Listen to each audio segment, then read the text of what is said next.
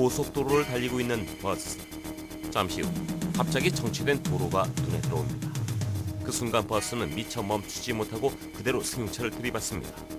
고속도로는 순식간에 아수라장이 됐습니다. 사고가 일어난 곳은 서초구 원지도 경부고속도로 달려내고길. 서초 소방서 구조대원들이 현장에 도착했을 때 고속버스를 비롯한 차량이 심하게 파손됐고 이미 차량 세대는 화마가 휩쓸고 간 뒤였습니다. 상습 정체 구간에서 난 사고라고는 믿기 어려워 처참한 모습입니다. 현장에 도착했을 때 대형 버스하고 차량 7대하고 추돌한 상태였고요. 거의 전쟁터를 방불케 하는 상황이었고, 그다음에 버스하고 승용차의 환자분은 대부분이 순착대가 먼저 다 구조를 한 상태에서 병원을 이송했고요. 저희가 갔을 때는 마지막에 그 버스하고 승용차하고 추돌 사고 난 그 현장이 있었거든요. 저희가 거기서 구조를 했습니다. 가장 구조가 시급한 건 버스 앞쪽에 있던 아반떼 승용차. 형체를 알아볼 수 없을 만큼 납작해져 있는 탑승자의 생존 가능성을 기대하기 어려운 상황입니다. 하지만 신라 같은 희망으로 대원들은 탑승자 구조에 나섰는데요. 차문은 찌그러지고 휘어져 대원들은 유압 장비를 이용해 아예 차체를 뜯어냅니다. 경상자들 같은 경우에는 먼저 도착한 선착대가 응급처치하고 병원으로 이송을 했고요. 저희가 갔을 때는 승용차에 운전석하고 조수석에 끼인 요 구조자가 있었는데 우리가 유압 장비를 활용해갖고 요 구조자를 구조해갖고 병원으로 이송 조치했습니다. 얼마의 시간이 지났을까? 구조대원들이 차 안에 있던 탑승자를 구조하는 데 성공합니다. 하지만 안타깝게도 모두 이미 사망한 상태였습니다. 이 사고로 승용차에 타고 있던 운전자와 동승자 2명이 숨지고 버스 승객 등 14명이 크고 작은 부상을 당했습니다. 또 사고 수습 때문에 상행선은 3시간 정도 극심한 정체를 빚었습니다. 사고가 났던 단련의 고개는 오르막길과 내리막길이 계속해서 반복되는 데다 고속버스 전용 차로를 이용하는 불법 차량도 많아 버스 운전자들에게 대표적인 사고 위험 구간으로 꼽힙니다. 2명의 목숨을 앗아간 13중 추돌 사고. 물론 고속버스 운전자의 졸음운전이 가장 큰 원인이었지만 안전거리를 확보만 했어도 연쇄 추돌은 막을 수 있는 사고였습니다. 중랑구 신내동 신내나들목 부근. 앞 범퍼가 심하게 파손된 회색 승용차가 도로 반대편에 멈춰 서 있습니다. 맞은편 차선에선 검은색 승용차에 탄 운전자가 고통스러운 듯 눈을 감고 있습니다. 구조대원들이 이 남성을 응급조치한 후에 차량 밖으로 구조하는데요. 구조하는 내내 신음을 뱉으며 통증을 호소합니다. 이 남성은 들것에 실려 병원으로 이송됩니다.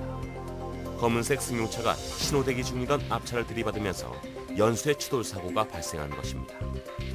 이 사고로 30대 남성을 비롯한 5명이 부상을 당했습니다. 이 역시 안전거리 미확보가 원인이었습니다. 지난 2006년 60여 명이라는 최악의 사상자가 발생한 서해대교 참사도 안전거리 확보라는 기본적인 안전수칙을 지키지 않은 데서 비롯됐는데요.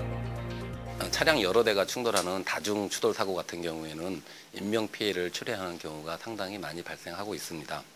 대형 버스 위주로 사고가 많이 발생하는데요. 운전을 하면서 안전거리 확보 같은 걸 잘 안 하는 경우가 많더라고요. 그렇다면 왜 안전거리가 중요할까요? 도로를 달리다 갑자기 브레이크를 밟으면 자동차가 서게 되는데 이때 미끄러지는 거리를 공주거리라고 합니다. 만약에 시속 100km의 속도로 주행할 때 공주거리는 28m에 이르고 브레이크를 밟아 정지하기까지의 제동거리는 78m나 됩니다. 결국 공주거리와 제동거리를 합한 안전거리는 106m에 이르는데 시속 100km의 속도로 달릴 때 안전거리를 100m 이상 확보해야 하는 것은 이 같은 이유에서입니다. 특히 고속도로에서는 제한속도 준수와 더불어 충분한 안전거리 확보를 통한 여유 있는 운전만이 갑작스러운 사고를 예방할 수 있습니다. 연쇄 추돌 사고 예방법은 대형 차들이랑 운전을 할 때 고속도로상이라든가 국도변을 운전할 때는 안전거리를 충분히 확보하고 그다음에 만약에 사고가 나면은 차량 후방 50m 정도에다가 삼각대를 설치하고 그다음에 갓길로 될 수 있으면 갓길로 피항을 해주시는 것도 좋고요. 그다음에 인접한 소방서에 신고하는 게 좋겠습니다. 지금도 거리에서는 범퍼에 범퍼를 맞대고 운행하는 차량이 많은데요. 더 느긋한 마음으로 안전거리를 두고 운전한다면 고속도로의 연쇄 추돌 사고 막을 수 있습니다.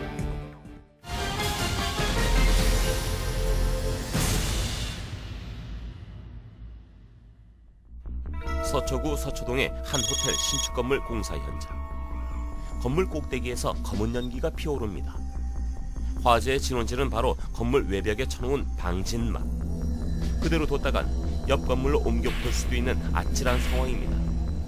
화재 발생 공사장은 지상 12층 철근 콘크리트 구조물로 골조 공사 완료 후 내부 공사 진행 중이었으며 소방대 도착 시 건물 후면 및 측면 가림막이 전체가 불에 타고 있었습니다.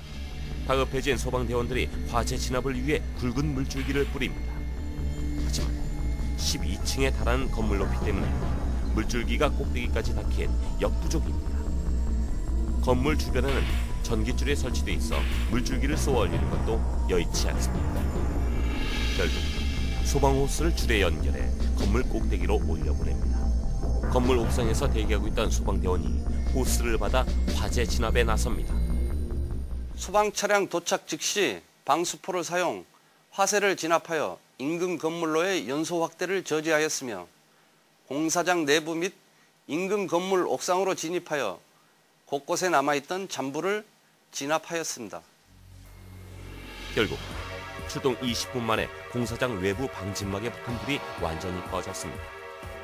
이번 불로 인명피해는 없었지만 주변 이웃들의 간담을 서늘하게 했습니다. 노원구 상계동의 한 대학교 신축공사 현장. 시커먼 연기와 함께 분진들이 바람을 타고 사방으로 번집니다. 용단 작업 중 불꽃이 천장에 설치된 스펀지에 튀어 불이 난 것입니다. 출동한 소방대원들이 재빨리 진압에 나서 불은 8분 만에 꺼졌지만 8천만 원에 가까운 재산 피해가 발생했습니다. 최근 들어 공사장 화재가 늘고 있는데요. 대부분 공사장에는 목재 등의 가연성 물질과 스티로폼 등 보온재가 쌓여 있어 화재가 발생하면 다량의 유독가스 때문에 인명피해가 발생할 수 있습니다. 또 공사장 내부에서는 용접이나 용단 등 전기와 고열을 사용하는 작업이 많은데요.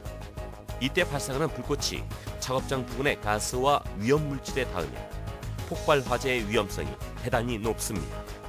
화학이 취급 시에는 반드시 안전관리 감독자를 지정하고 안전수칙을 준수하여야 하며 동일 공간 내 용접 작업, 페인트 도장, 우레탄 발포 등의 동시 작업을 금지하고 작업자들에 대해 화재 예방 및 안전교육 실시와 작업장 내에 충분한 양의 소화기와 방화수를 비치하여야 합니다.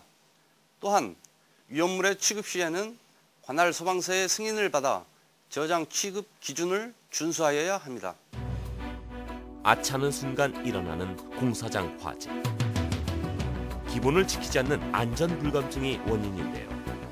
작은 소홀함이 큰 손실로 이어질 수 있다는 사실 꼭 기억하시길 바랍니다.